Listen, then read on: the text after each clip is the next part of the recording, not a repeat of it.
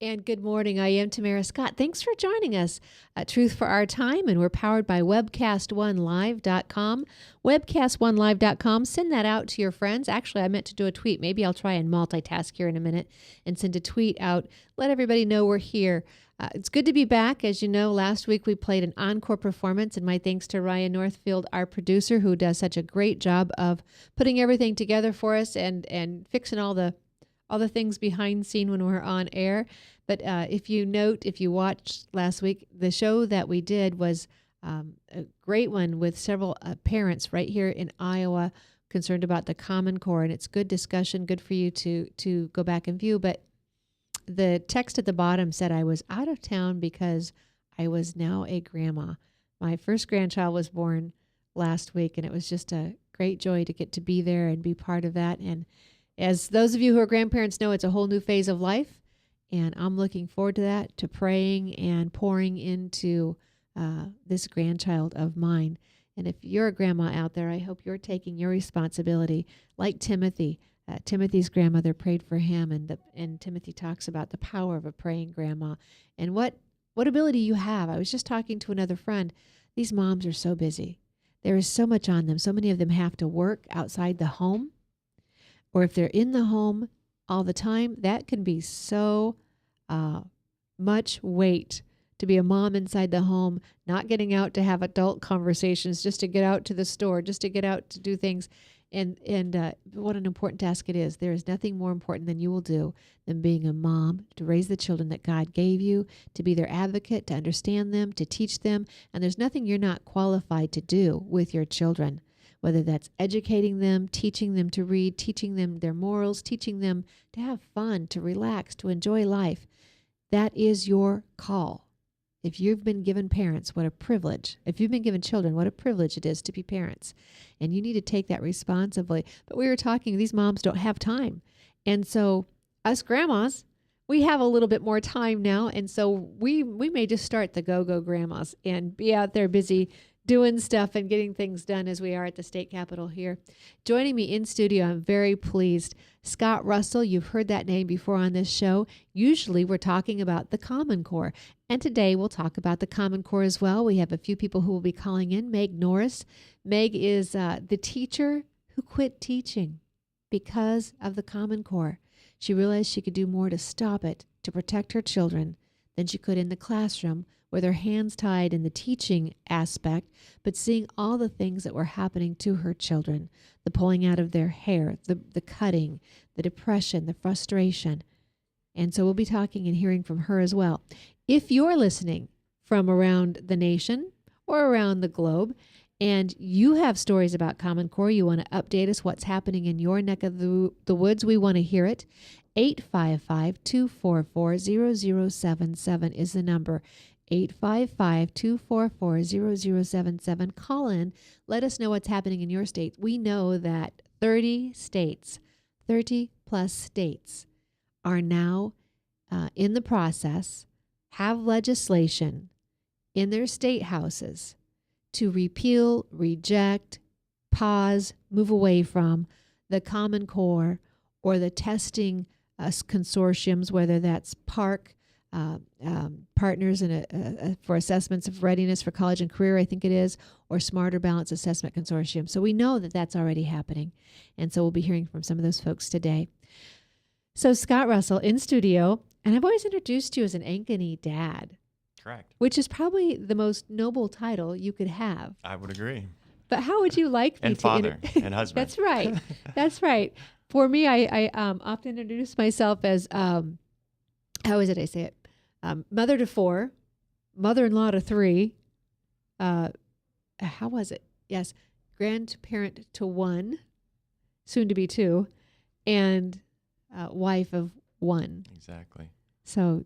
Well, how about today you could introduce me, or I will introduce myself as Scott Russell, Troop Master of Troop 19 of the 1st Trail Life USA unit in Iowa. Trail Life USA. You are the first one in Iowa. The very first chartered troop in Iowa.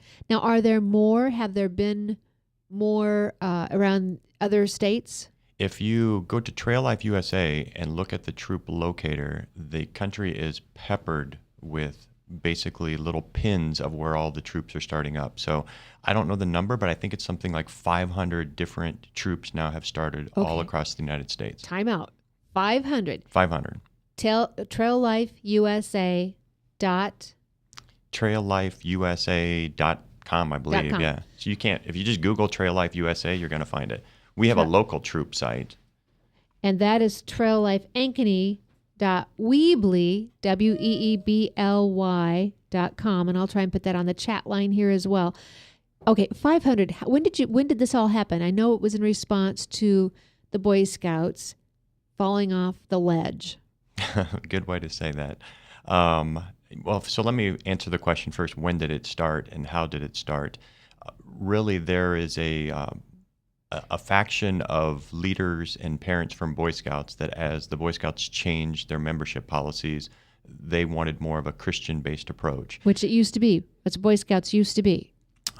They will say it's still God-centered, but it's pretty vague in my opinion. So how Trail Life USA started is as that membership policy came about and was going to change January 1 of 2014 is when the Boy Scouts membership policy changed to allow homosexual boys. This group basically pulled together and had their first national convention in September of 2013 in Nashville. Only 90 days before that did a group of people come together to form the official Trail Life USA. 90 days later, over 1,200 people from 44 states showed up in Nashville for the first Trail Life USA National Convention. So in 90 days, they had pulled together 1,200 people, had a convention. Mike Huckabee spoke at it. They actually pulled the lead attorney from Boy Scouts of America to come work for Trail Life USA. And he came and spoke at that convention. And what was really amazing is he said 11 years ago, God called him to go work for Boy Scouts. And if you would have asked him 60 days before that September convention in Nashville, would he be here? He said, yeah, I thought I'd be here. I thought I'd be here as a spy to see what was going on with this Trail Life USA. He's like, little did I know God had other plans, and now I work for you. How exciting. First off, I want people to understand to have 1,200 people show up for an established organization is amazing. Yeah. And Huckabee is a draw. I understand that. But there had to be other reasons. We didn't know he was going to be there. There you go. I was going to say there had to be other reasons that people came. That is truly amazing. They asked everybody to stand up. They said, if you were a former Boy Scout leader in the room, stand up. The entire 3-tiered section of a large hotel all stood up. It was 1,200 people. So you're really taking a moral-centered base from Boy Scouts, in my opinion. And I have a lot of friends still in Boy Scouts and have a warm place in my heart for Boy Scouts. I hate to see that. It's that patriotic, nostalgic, trustworthy group. Exactly. But when you see 1,200 people stand, when they said, please stand if you're breaking off of Boy Scouts to start this new organization, the entire room stood. I mean, it was just filled with people. So this organization has a solid moral foundation of leaders that are really starting it off. So that's how it's rapidly growing. And here's my concern. Boy Scouts didn't have to capitulate their values. They did not. The courts had ruled. The 2000 Supreme Court ruling, I think it was Boy Scouts versus Dale, gave the right of association to any group to meet, inform, and have like beliefs. And it wasn't that they just allowed homosexual boys in. Of course, if you're anything centered in ministry or helping young men develop, we want all, I think that would be understandable. But the fact that they gave on principles when they didn't have to was a concern for most of us. It was really the open and avowed statement that really changed it. Boy Scouts did not discriminate against homosexuals. Ever. They were never not allowed to join. There was more of a don't ask, don't tell. But when it became openly avowed, meaning we accept it, it's a behavior that's normal, you can be open and avowed and practice that. And it took away the rights of, like myself, I was a Boy Scout leader, the ability to go counsel a boy and say, you're practicing a behavior that is sinful in nature. All Boy Scout leaders and Boy Scouts, everybody was sinful except for Jesus.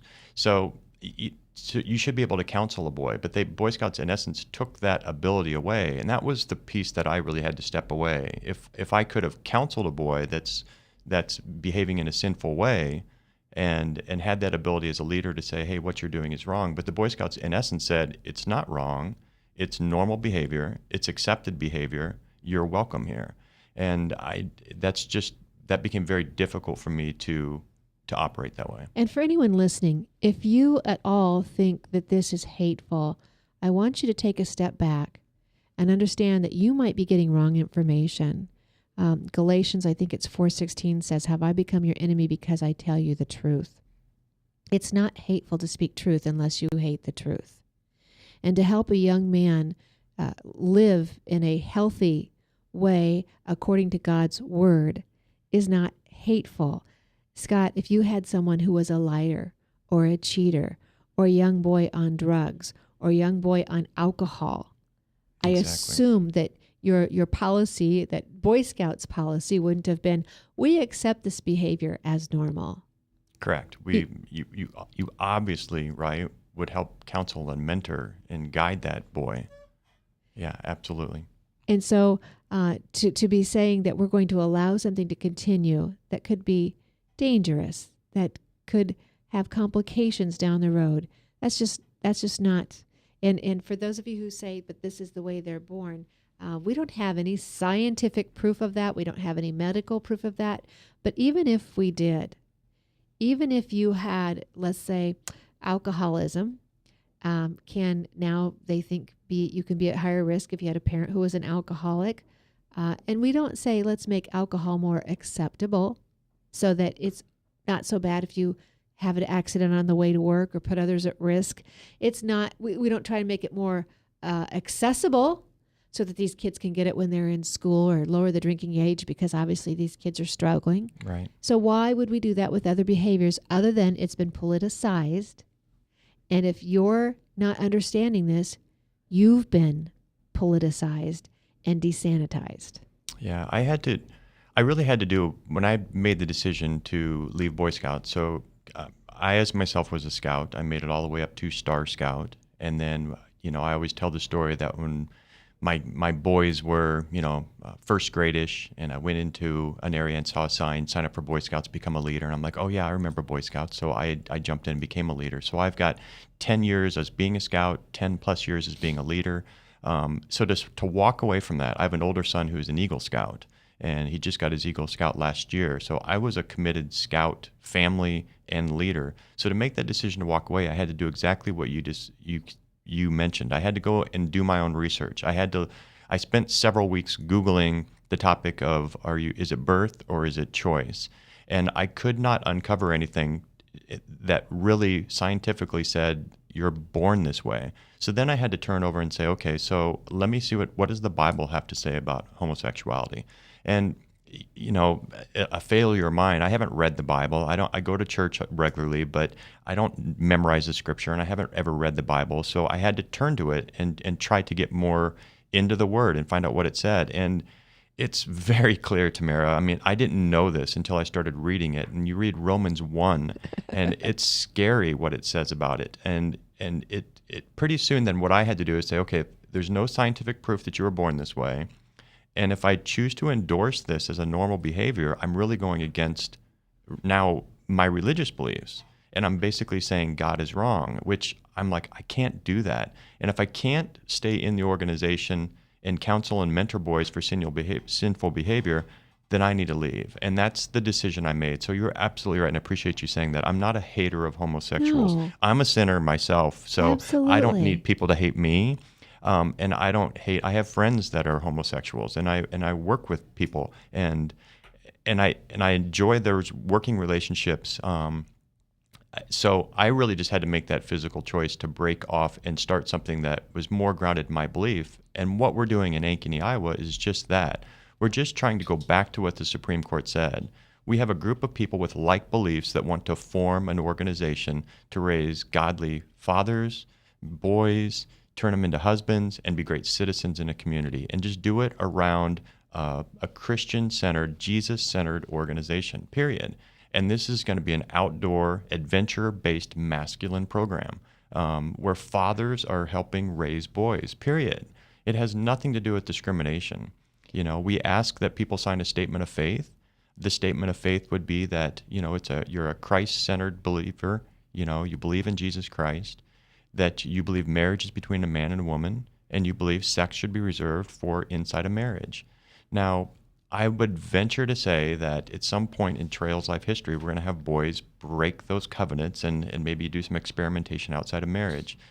They're sinners. Does that mean we kick them out, or does that mean we counsel them, right? Right. Those are the decisions that as a society we have to counsel and we have to mentor and we have to raise our boys. So I'm willing to take on that challenge, but I'm not willing to turn my blind eye to what I believe is sinful nature and condone it as normal, accepted behavior. You're absolutely right. You've made some really good points, and I may be making notes on your points. I want to come back to a couple of them. For those of you who may be saying, that's not my God, how could God be so hateful if people are this way or they're having this inclination? My God's a loving God. And your God isn't what you make up in your mind. The God is who he is. I am.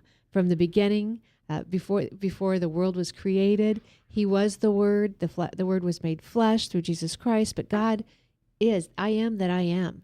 And you don't get to remake him, redesign him, or pretend he's something that he's not. He is a just God. And if there's one thing God can't do, he can't lie. And he said in his word that he will hold people accountable. Our only way to get past that is through Jesus Christ, forgiveness of our sins.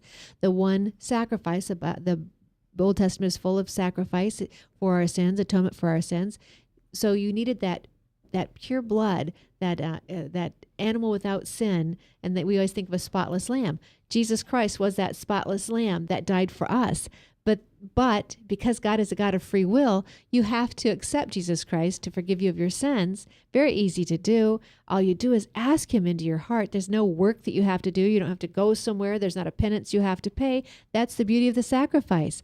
And so because God gave that sacrifice of his own son, he knew the pain of giving his own son so that we might have that freedom, then he understands also, if that's the price, Jesus Christ paying your debt, then that's the only way you get in. I think it's John 14:6 maybe, that says, I'm the way, the truth, and the life. No one enters heaven but through me.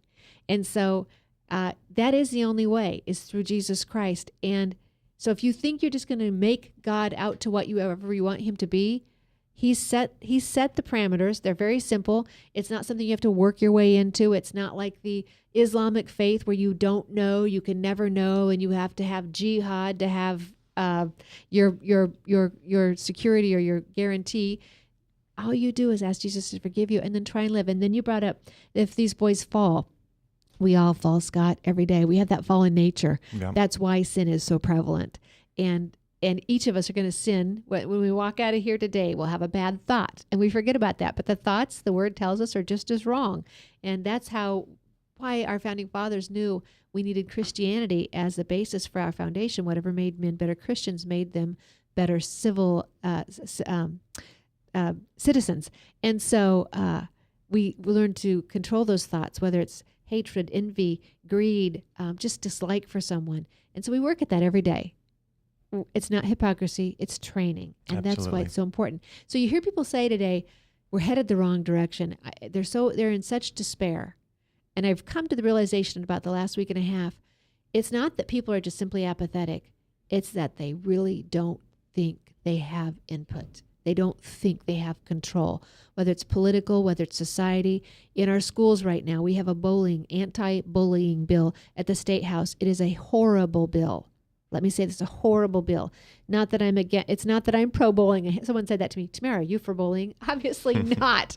But the bill itself will hurt Christian families. It will hurt religious freedom. It will put parents in peril, because as we're saying, every student's going to have fallen nature. Every child's going to mess up from time to time.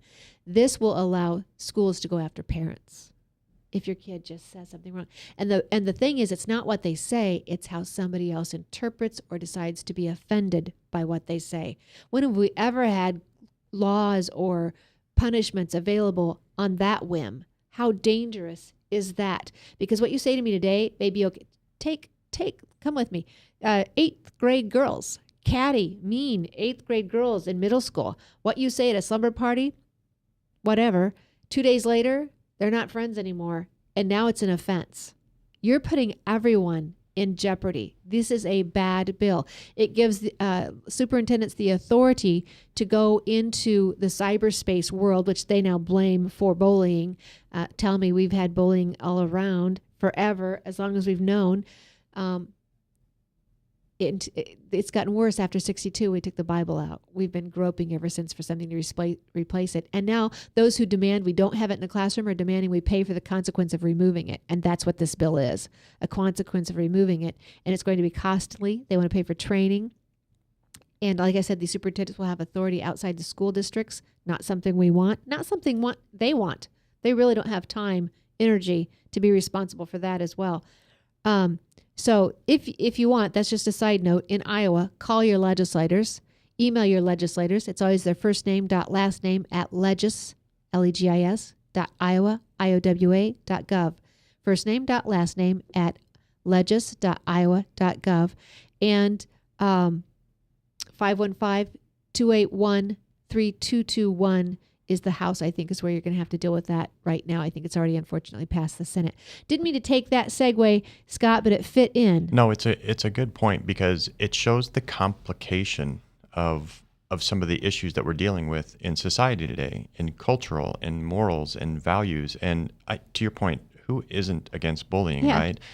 So it goes back to, how do you raise your kids? And the issue of trail life is divisive even among churches. The Boy Scout troop that I was associated with, which was a Baptist church in Ankeny, did not agree to recharter the Boy Scout troop. So they had to find a new home because the church thought the Boy Scout new membership guidelines were not aligned with their beliefs.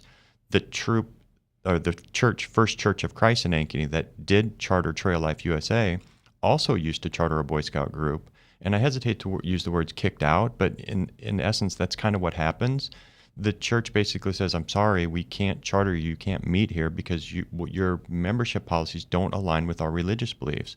So I'm very fortunate that First Church of Christ, and we met with them, and they were eager to tell the Boy Scout troop that they had chartered, if you want to switch over and become a Trail Life unit, you're welcome to stay.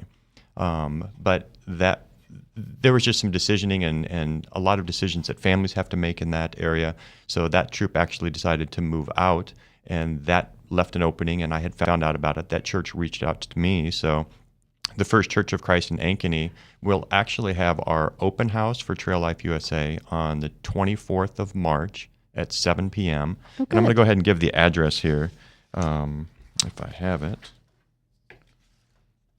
310 Northwest Ash Drive, Ankeny. Yep. 310 Northwest Ash Drive, Ankeny, First Church of Christ, March 24th, 7 p.m. We've got to go to a break. We'll be right back. I'm with Scott Russell. We're talking about Trail Life USA. You can go to traillifeusa.com, and we're powered by webcast1live.com, and we'll be right back with you in just a moment. From the RE/MAX Real Estate Concept Studios, this is Webcast One Live. I'm Brian Leach, owner and general manager of Service Legends. I brought along a couple of the home comfort heroes. Hi, I'm Tammy Wells. I am Nick Wondershad. I'm administrative manager I am the senior technician. from Service Legends. It seems like every good thing, when you feel it to the bone that it's good, there's a lot of hard work put behind it. I don't think that you can fake it and have it turn out good. You know, if we seem like, okay, that's just weird, it's just a furnace, why would you believe so deeply in a furnace? It's not just that, you know, we want to show the world that you can have good service. Yeah, I mean, it's your home. You know, it's built into our daily trainings, it's built into our culture, that we're gonna do whatever it takes to have each client say they love us, period. That's why we spend all the hours in the training that we do. And if we guarantee it's gonna be a good experience for you, or else it's free, what type of work do you think we're gonna do? There is a guarantee. Temperature selection guarantee, fixed right or it's free guarantee, comfort guarantee, best value guarantee. All of these guarantees hold us accountable to ensuring that we exceed your expectations. And if for whatever reason we'd fail and we can't make it right, we guarantee all of those guarantees with a 100% money back guarantee. I mean, if you don't think that your technician can fix it right, are you gonna say that to a client? No. You don't have to worry about having a technician come to your house. We drug test, background check all of our team members. We put safe people in your home. Each and every one of our service techs, 400 hours a year in training. You tell it the minute they walk in the door. They know what they're doing, they've done their homework, and they actually truly care about what you want. Because at the end of the day, you're the person that makes sure I have a job. They're going to be listening. They're going to want to know what your challenges are. Then they're going to come and give you options, and you get to choose. If I'm there to help and I make it easy and painless, I did my job right that day. Well, when it comes to your comfort, safety, and your family, you don't necessarily go buy the most expensive, but you get the most bang for your buck. Oh, it's worth it because there's a lot of people that will find a way to get it to work right now and then leave and then come back, charge you again, and the cycle just repeats itself. So when I'm out there looking at the furnace, I want to find why it failed today. How can we change the part today with something that you're not going to have to worry about? Is it worth changing the part today? I mean, you can put a lot of money into a furnace. I can fix parts all day. There's good job security in that for me, but is it the right thing for you? I get a lot of the phone calls of after the technicians are there. They're just in awe. They're like, wow, you guys are great. I mean, I don't even know what to say. You guys are great. Everything you did was perfect. It was great. Keep going though, I like this. Just give us a try. I'm going to take all the risk. I've got the time to make this right. I've got the support to make it right. Just check us out. And if you don't see the value in what we do, I mean, fixed right or it's free or 100% money back. enough said. And thanks for joining us. I am Tamara Scott. You're listening to Tamara Scott Live with Truth for Our Time today. And joining me in studio is Scott Russell, an Ankeny dad, who is the first founder of a Trail Life USA group here in Iowa. Correct. Ankeny, Iowa. And Ryan, do we have the? Oh, I'm sorry. I have Ryan multitasking, and I'm asking him to do more. Can you? Let's go ahead. Is that Trailblazer? Trail Life, a little 1 minute clip, I think is what you're talking about. Yes, yeah. While he's looking for that, I can give you a little bit about Trail Life while you're looking it up, Ryan, Yes, and just perfect. chime in when you're ready. So I was talking over break that Trail Life is really a outdoor character, youth-based program. So when you think about what that means we will have different basically grouping of kids depending on your ages. So from kindergarten through 5th grade, there's a woodland group, and they will basically be learning skills that will be associated with them throughout their life. And then you move up into navigators, and navigators is really your 6th through 8th grade boys. So we'll group them by appropriate age. And then you get to your adventurers, which are really your 9th through 12th grade boys. And then there's a guide-on group, which is really a group that could be college age. And you would think about What a great idea. Yeah, when you think about how to teach those boys, we'll grab them when they're little and let them have fun and activities and learn different type of skills. So knot tying and outdoor type stuff and walking on trails. As they get older, and this is where it gets exciting for me, because I grew up in Colorado and I grew up skiing and backpacking, and I'm a rock climber and I'm a fisherman, and you drop me outdoors and I'm in heaven. So I think I was born in the wrong generation. So I can't wait to get a group of boys and get them to the point where they have the skills where we can go on canoe trips and we can go on backpacking trips and we can go on rock climbing trips. So in Ankeny, my gut says we're going to start with grade school age. So I'm needing those families and parents to come to the open house on the 24th, and let's figure out what association of boys we end up with. Maybe we'll end up with the group from the Woodlands, the Navigators, and the Adventurers, and we'll get 3 units started all at once. If we just get one, then we'll start with one. So I'm excited to see where it goes and just how fast it's going to grow. Good for you. And you made a comment. You talked about Masculine outdoor program, yes. Today is the day I cannot speak, which is a problem when you do radio, apparently, and TV or whatever we're doing right now. I've done it all, but this is the problem we're dealing with: the effeminization of men. And it's not that we want brutes. It's not that we want chauvinistic men, but I think women are looking for men who are confident, capable, and able of being in a relationship, not to lord over them, but to honor them, as the Bible suggests, and help around the house. Do those. You talked about tying knots. I mean, I know boys who can't dig a hole. They don't know how to dig a hole. They don't know how to get their hands dirty, change the oil in the car. Remember in the 50s and 60s, that's what boys did all day long. Yeah, there's a lot of that. Well, including when you go camping, guess what? You've got to do dishes. And as leaders, we're not doing the dishes. The boys will do the dishes. So it's all sorts of independent life skills, but it's to the point that your mentors in Trail Life, the majority of those will likely come from men. So what an opportunity to get men more involved in raising their children. Yes. And taking that active part, and for boys to see what it's like to really see a figure of a man act as a man. And by a man, this comes from Robert Lewis, Raising a Modern Day Knight, and I taught some classes through our church over this, but the definition of a man has nothing to do with how tall you are, how strong you are, can you cuss and swear and drink, Right. and, the old movie stigma of a man. A man has everything to do with, are you courageous? Do you accept responsibility? And do you reject passivity? And, how many dads, do we always hear that, I'll do that later. And I just think of myself with the remote, right? You can turn the TV on, you can just become passive and check out. There's so much that your wife wants you to be courageous and stand up and be a leader. So to be courageous, to be a leader and reject passivity is everything in Trail Life that I want to instill upon these boys so they grow up to be men.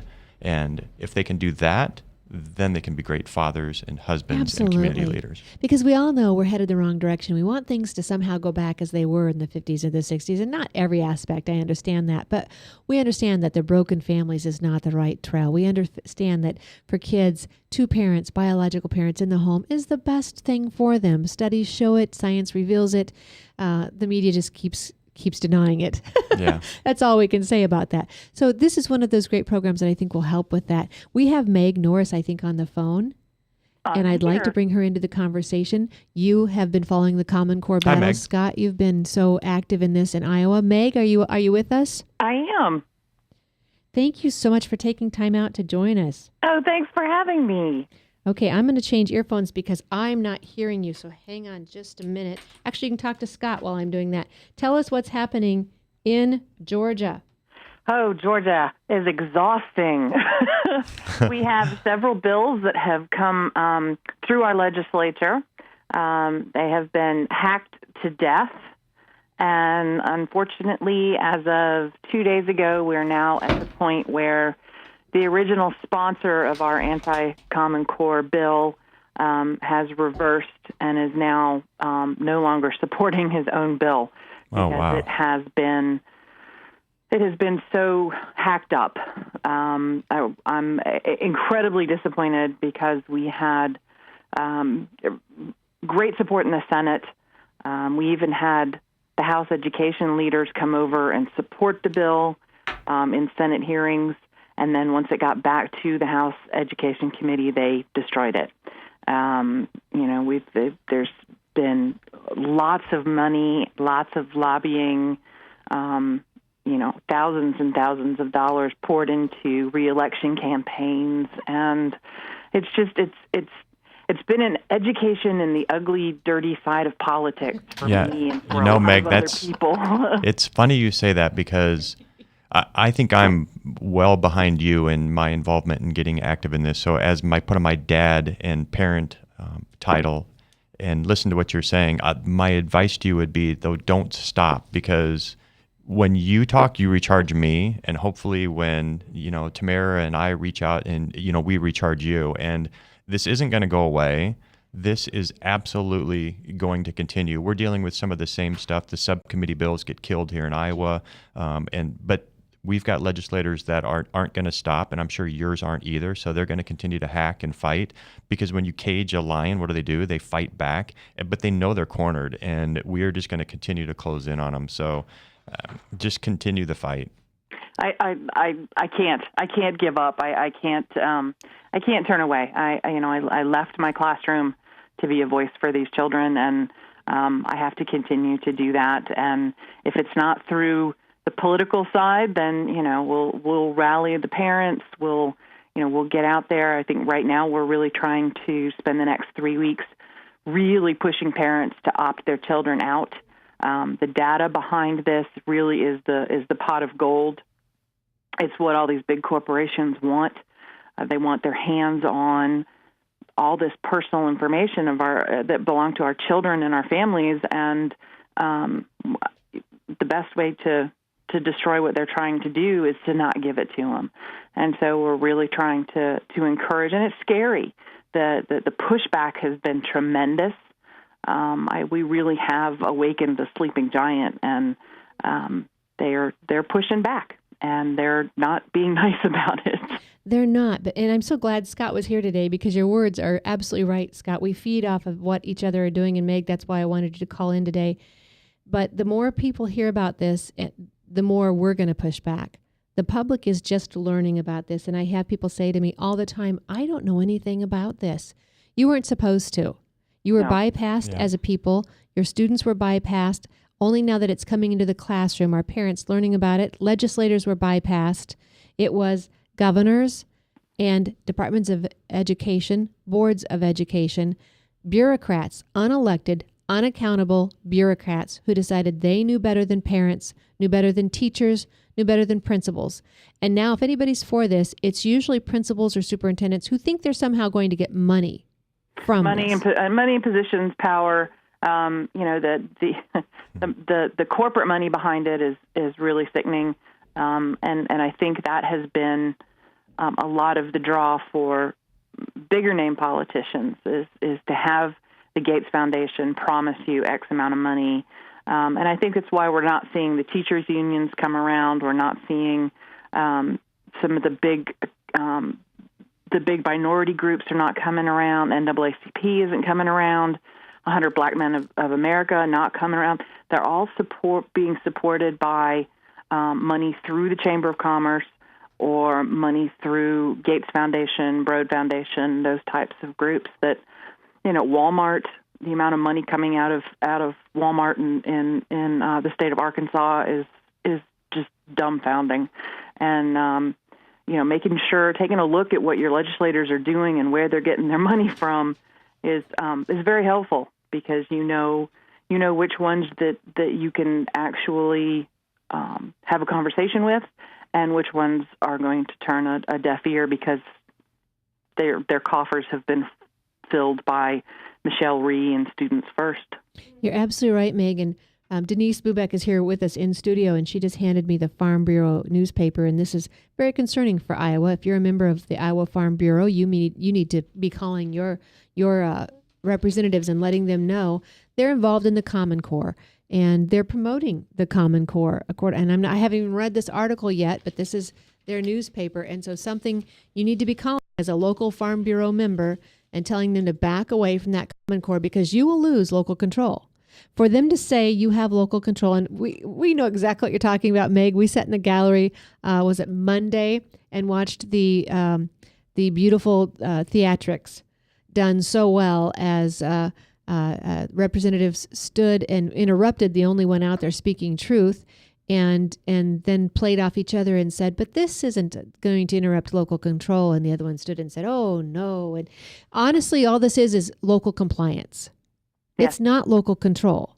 It's local compliance. If the standards are set, you don't have control over what you're going to teach. And the whole braggery of this program is a national standard.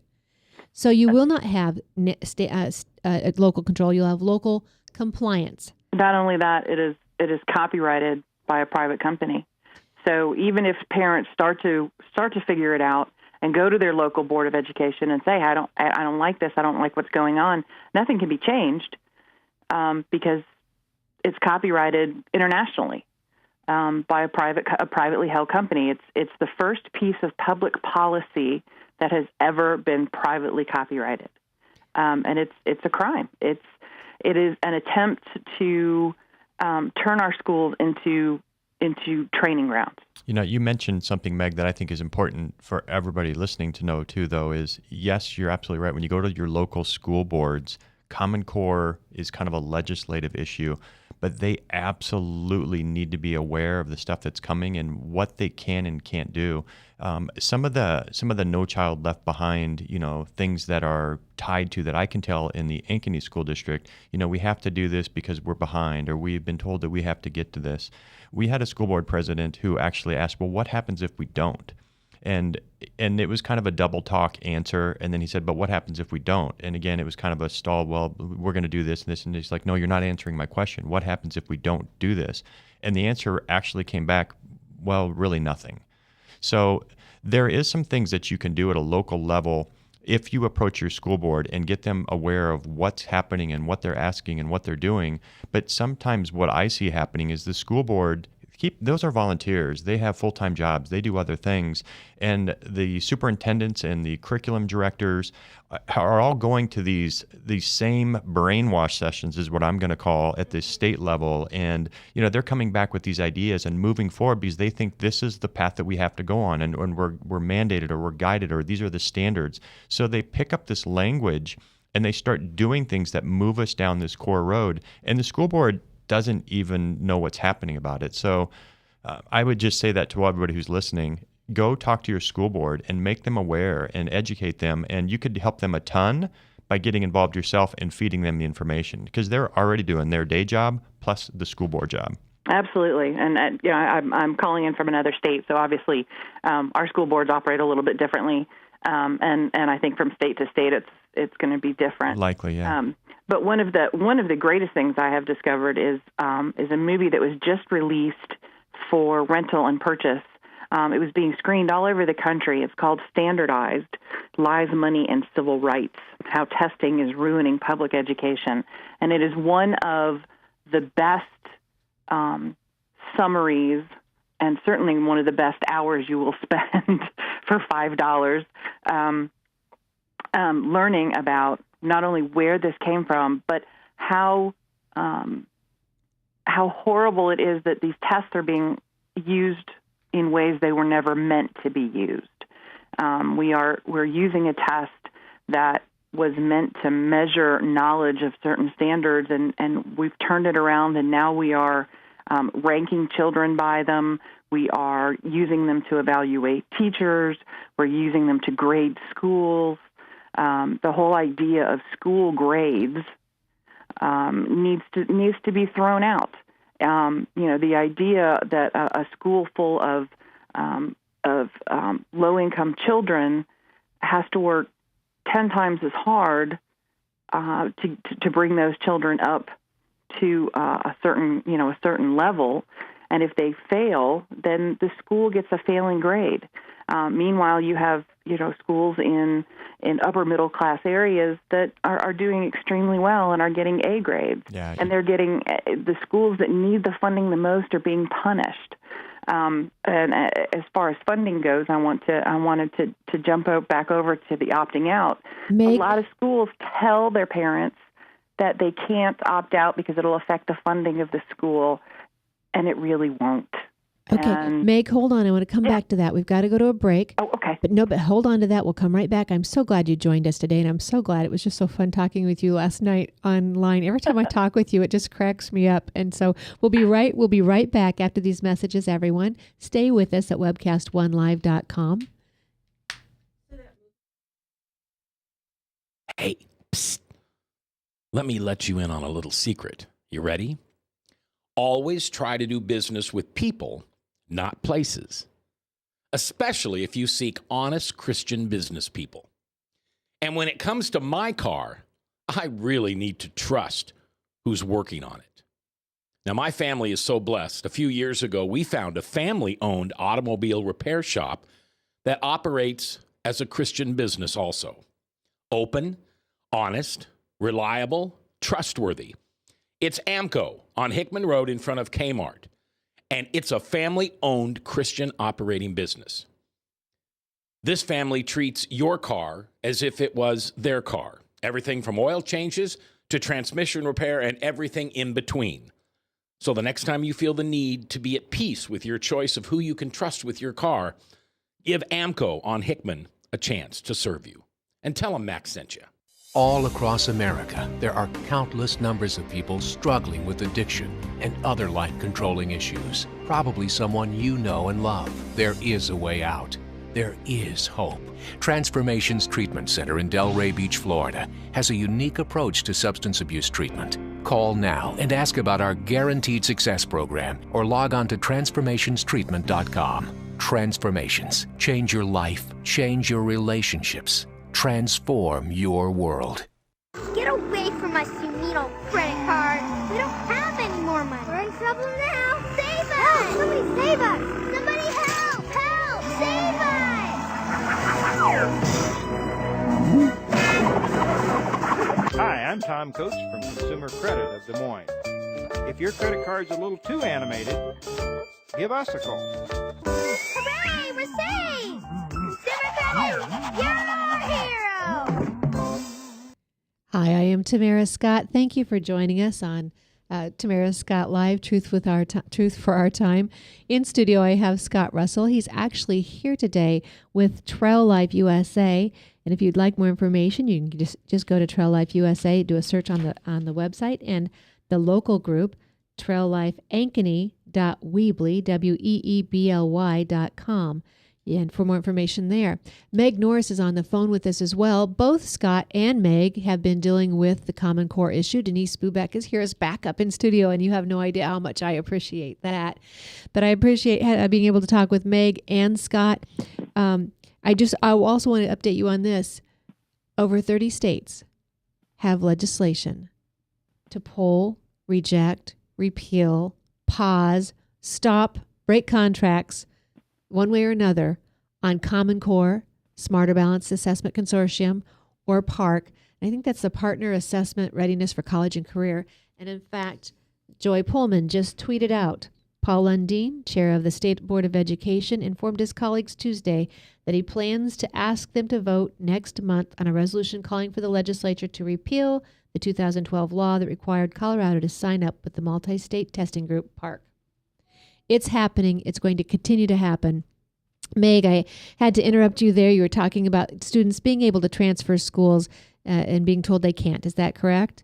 We were talking about opting out. Okay. And just encouraging parents not to, not to be tough, not to fall prey to the bullying actually that's happening so much from administrators and teachers. And we had a hearing in front of the House Ed Committee here last week, and there were 70 people who stood up to speak about the bill. Wow. And of those 70, there were maybe 8 to 10 of us who stood up against Common Core. Oh, you're kidding. They brought in people from all over the place, industry people. Google was in town doing all kinds of lobbying. Maybe we should tell them all, like our legislators told us, out-of-state people don't count. We can really manage our own. So you could just discount 65 of their 70 people because they came from out of state. According to our legislators, that's what they did to us. But I'm so pleased with that number that your legislature was still going forward. We had over 50-some people all there to speak against it. The only people who spoke for it, for the Common Core in Iowa, Meg, are either Department of Education employees or lobbyists for public schools. So they're somehow directly or indirectly paid by taxpayer dollars. Right. This was all industry people. They loaded the deck against you. Yeah, they did. They brought them in. This was, and they brought in, 2 and 3 from each.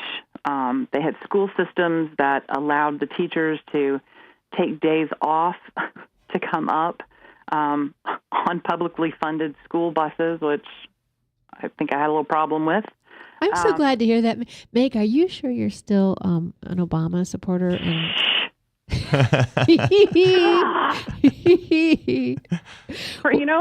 For my favorite conservative, you don't have to call me out. I'm so sorry. I just love you so much. It's such a bipartisan issue. It is. It totally is. On a national level, it really is very split. I work with people on both sides. Here in Georgia, as a red state, obviously, most of the people I work with are more on the conservative side. But it's about putting those disagreements aside. Absolutely. For the kids. And absolutely. I'm not seeing that. I'm not seeing that from legislators. I'm not seeing that from administrators. I'm not seeing the kids being put first. And I think that is the most frustrating piece of it. On both sides of the aisle. Yes. I totally agree. And as you say, it seems to be these special interest groups that seem to be calling the shots. We have a great group of volunteers here in the state. I know you do too. We have people looking into how much money has come in, I think, through recovery.gov. One of our volunteers thinks that it was $54 million that went to the AEAs. Is that correct, Denise? $54 million to the AEAs, $56 million to the governor's office, $12 million No, 14 million to the Department of Education. That's typically the answer. Follow the money. Yeah. Right? And we've got to shine the light on those issues, in my opinion. Follow the money, show why people are making decisions. And if it's just money-based, people get mad. And you only need 1% of society to make a difference because, Tamara, as we were talking earlier, 99% of the people are passive in nature. They're not going to get involved. You only need 1% and you can change the world. So we don't have to get that many. We just got to follow the money, shine a light on it, show that it's wrong, and 1% of the people get mad. We can take anything we want. So Meg, Georgia, can I tell people about our text last night? It just cracked me up. Sure. They have the LOL, right? So laughed out loud. Yeah. I had text her back. I don't know if there's an acronym for choking. It cracked me up and it just caught me off guard. I was laughing so hard and I choked. I had just breathed wrong or something, but it was just, it caught me. She had been at the State House. You and I know the battle. Right. The cards are stacked against you. And she just said, I can't go back. I'm mad at them right now. We all totally know that. And for everyone out there listening, I don't care what state you live in. Call your legislator. It's not so big, so huge, so ominous, but the one who is over you, your representative, your state senator, call them, find out who it is. Most states have a legislative website where you can go on and do a search and find your legislator by your zip code. Let them know you are the parent. You want local control. And you will not have it. You cannot have it with Common Core. People who think you can simply don't understand it. Yeah, You are the voter. And I think if we start threatening their seats with our votes, and I have said this is the litmus test. If you are a supporter of Common Core, you will not get my vote. I don't care what letter's after your name. But if you can stand up and tell me that you are going to get rid of Common Core in my state, get rid of it in my classroom, and give authentic teaching back to the professionals, back to the teachers, you will have my vote. And you will have every vote that I can touch and persuade. But if you stand against these children, and I will make sure that you are not in office again. And I have a whole list of names already. So hopefully, that's going to be our next move. Tamara, what we need is a pro. Who are the good guys on Common Core and who are the bad guys on Common Core? Like list on I think local control. I think it's going to be pretty to do here in Iowa. Yeah. You probably have it there in Georgia. Don't you have a pretty good idea, Meg? Oh, we do. I think most states do. We're putting together lists too. I think there's just so many people in the public. So for those that are listening that don't know who your legislator is and think, oh my gosh, I don't even know who to ask. I don't want to look stupid. It wasn't that long ago before I didn't either. I was raising 2 young boys and I'm busy, and I think, so you get to a point in life when it starts concerning you and then you care. So call your Capitol building, if nothing else, and just ask, hey, I live in this town. Who could I call to voice my opinion on X? So just ask the questions. People will gladly tell you, but don't be afraid if you don't even know who your legislator is. And then be careful because they're telling you that we don't have the Common Core. We have the Iowa Core, or we have the Sunshine State Core, whatever they want to call them. It is the same thing in Iowa. The Department of Education has a PDF on their website that shows the 83 to 99% similarities. It is the same thing. You can't have partial. The standards will be the standards. We don't set them. The test will be aligned with them. And I think you all probably saw that Coleman came out. The SATs are already being realigned. This will affect and impact all students, no matter whether you homeschool or private school. If you want them to take the entrance exam to colleges, the tests that are required will be impacted. Meg, what else would you say to people out there across the country? Because this was not a battle you were looking to pick.